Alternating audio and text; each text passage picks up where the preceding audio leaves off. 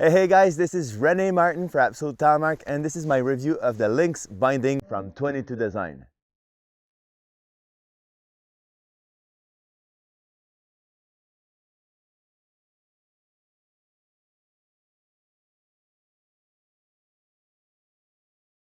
So 22Designs has come up with a tech telemark binding. So this is best suited for touring, walk mode, going up to earn your turns. This binding is very innovative. I will talk about the design in the process of this review, but I think it really adds to the game of the other bindings it compares to, which are the TTS and obviously the Mejo binding. So in this review, we're going to talk about the skiability of the binding, how it skis. We're going to talk about the stepping, step out, the durability, the walk mode, tour mode, and the conclusion are going to be a little bit of the overall impression, as well as a comparison with the Mejo binding, which is the direct competition for this binding. All right, so this binding skis really good.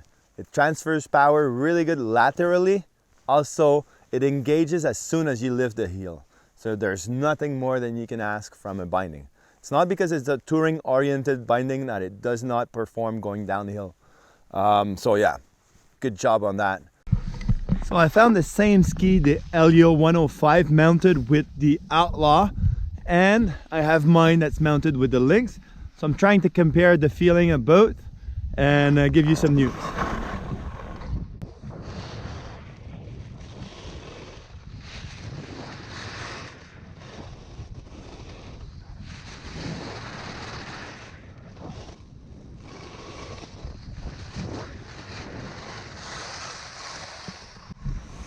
All right. On groomers, it's perfect. Feeling wise, no difference. Obviously, the Outlaw is stiffer. This is how it's been set by my friend. I don't want to wreck his settings. But for the rest, the lateral stiffness is about the same, and the engagement is about the same too. Another big factor is that you can adjust the tension. There's two ways of adjusting tension on the binding. So you can change the tension in the spring, and also you can change the televector position. So Craig Dusty invented that word. Televection is really where the pivot happens. If the pivot is closer to the toes, there's going to be less tension. If it's closer to the heel, there's going to create more tension. So 22Designs got this like years ago with the HammerHead. It was transferred to the axle, but it was not transferred to the Outlaw. So I'm really glad that we have this back on the Lynx. You cannot adjust the spring tension by screwing on or unscrewing a screw, but you can add some spacers. And this is really good. Probably save some weights, and it's really easy to do. You just add a spacer and then you've created more tension. So with those two, adding a spacer and changing the televector position, you can have a really soft 75mm like binding, or you can have a really solid driver going downhill. In the end, you have to play around and make sure you have no tip dive in powder. If you create too much tension, you're gonna have this problem where your back ski tip is gonna be always pushed down the snow because you have too much tension transferred to the tip. Maybe a little side note is that in the design, the way you can change the televector position, it is not something that's very easy. So it can be done easily, but I'd say in the shop, at the house, inside, not on the field out, because just the way that pin slides, you have to go under with a little plier or something like that. So little quirks there, but this is not something you have to adjust more than once. You set it to the position you like, and then you leave it like that. So no problem there. Durability. So the Lynx binding durability is, I've had no issues so far. 22Designs, I think, is very reputed to build super durable product, and this is no exception. They've built HammerHead, Axle, Outlaws, and these bindings were like beefier binding, full frame binding that I like to call them. And I guess it's a bit easier when you're your weight constraints are not as much to build something that's very durable. So the magic here is that they've kept this durability in a super lightweight package like the Lynx provide.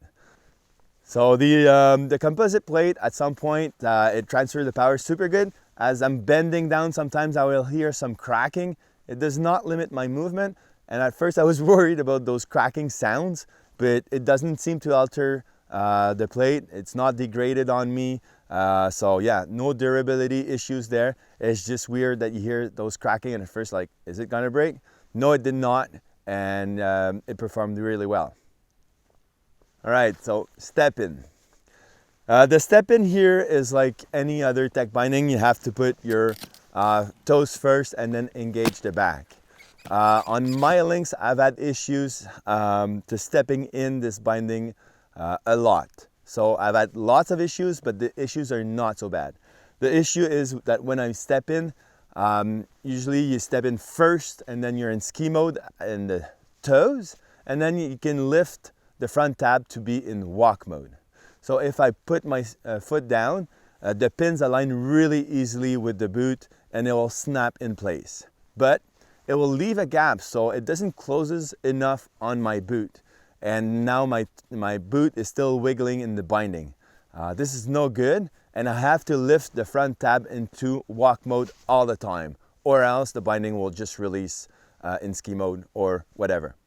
The problem with this is that the releasability of the front toes, the tech part, won't be the same. Usually it will be like 30% more tension, more force needed to release in walk mode than in ski mode. So there you have it. At first I thought it was a compatibility issue with my crispy boots, but no, I've tried with Scarpa and it did the same. Maybe it's just my unit here, the Lynx that I have that does that, I don't know. So yeah, that's a problem. The second heel anchor worked like most of the time super good. So if you press it down, you're in walk mode, and then if you lift it up, you're in ski mode. Once it's lifted, you simply press on the boot and it will clip in and then you can ski down. Sometimes, it's like out of the 20 days, maybe it's happened like 4 times. At one point, it just gets jammed with snow. Once it was, like a couple times it was when it was super cold or when it was really wet, snow in the spring. So I've had both situations where I can't get the second heel to engage with my boot anymore. So as soon as it pressed down, the heel, the anchor would go down back to walk mode, which is not good. I have to lift it back up and try to wiggle my boot down. Sometimes also it would engage, but not totally. And as soon as it do one turn, it would release. So not good either. But this is not like very common, but it happens. To solve this, I bend down and manually go from walk mode to ski mode, lifting the anchor into my boot instead of stepping in, pressing down. So right now I'm trying the Outlaw in one leg and the Lynx in the other one, and just stepping in the Outlaw with the brake, it's a pain. I really don't like it. The spring is way too stiff and you really have to wiggle your toes in while pressing the brake lever, and this get my skis to just run away from under my foot.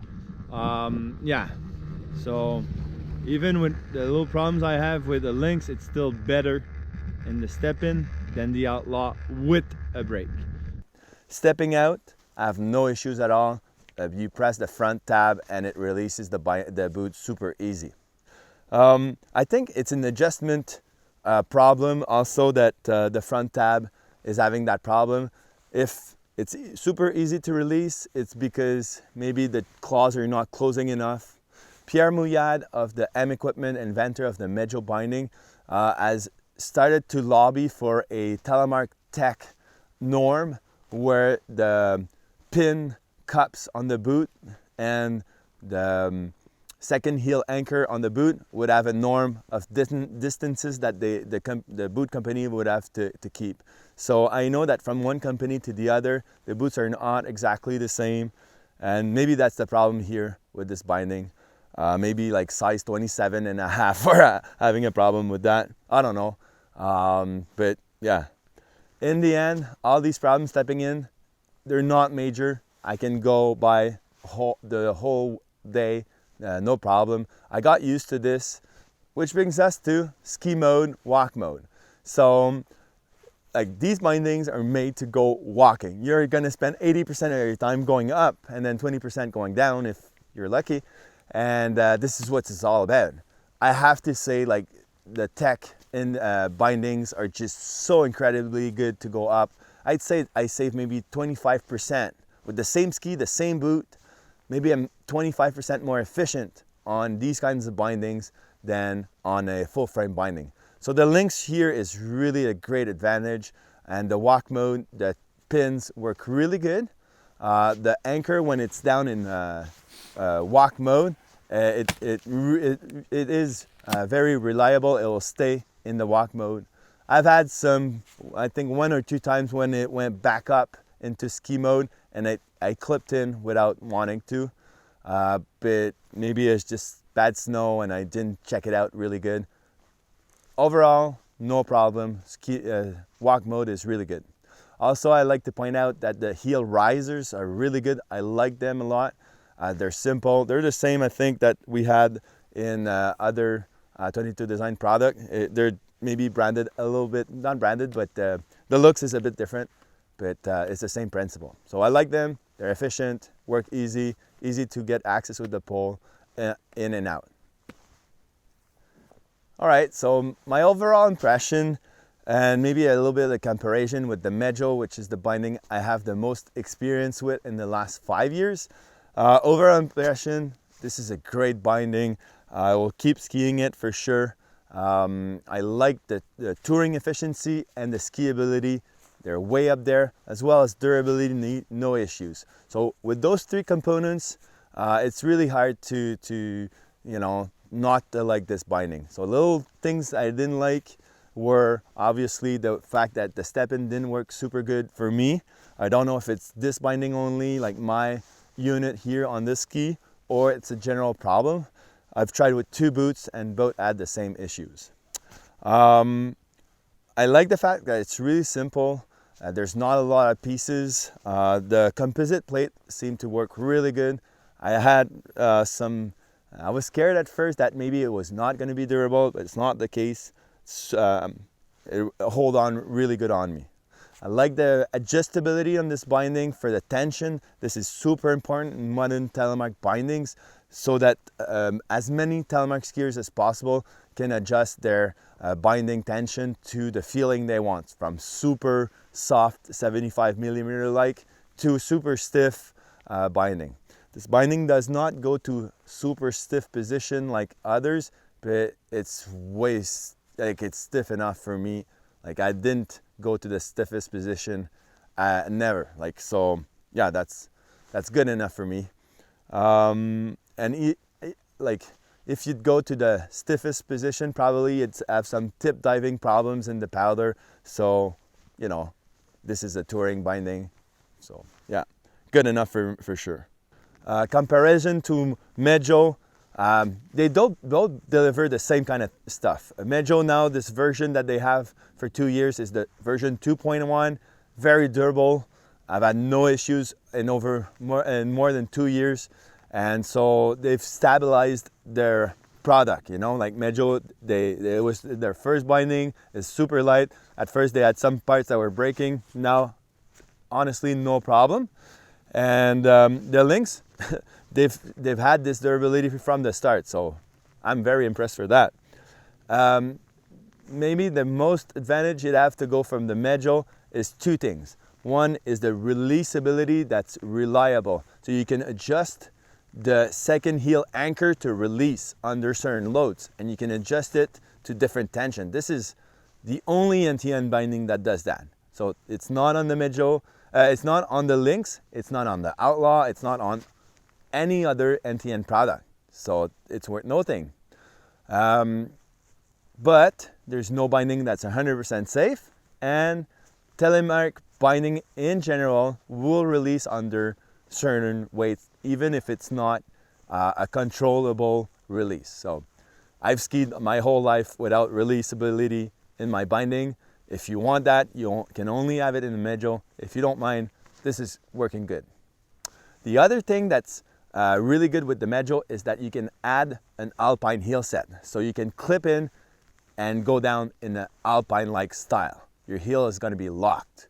Why would you want that? So when I'm in the backcountry, sometimes the conditions are not so great and I have a heavy pack, and to have the security of locking the heel and going down on the alpine set is really good for me.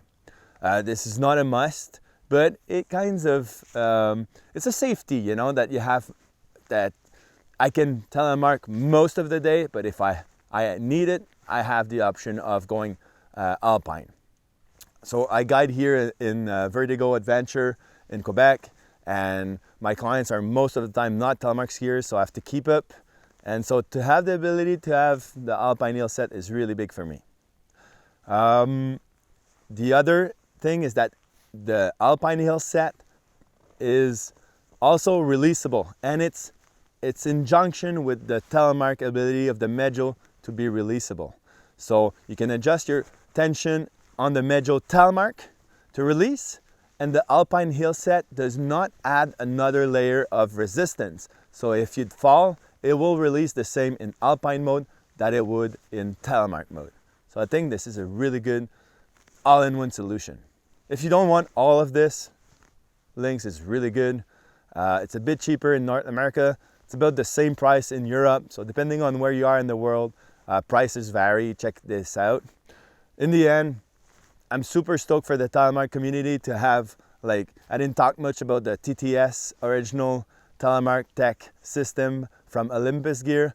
This is not something I've tried myself, but I've had heard so many good things about that binding too.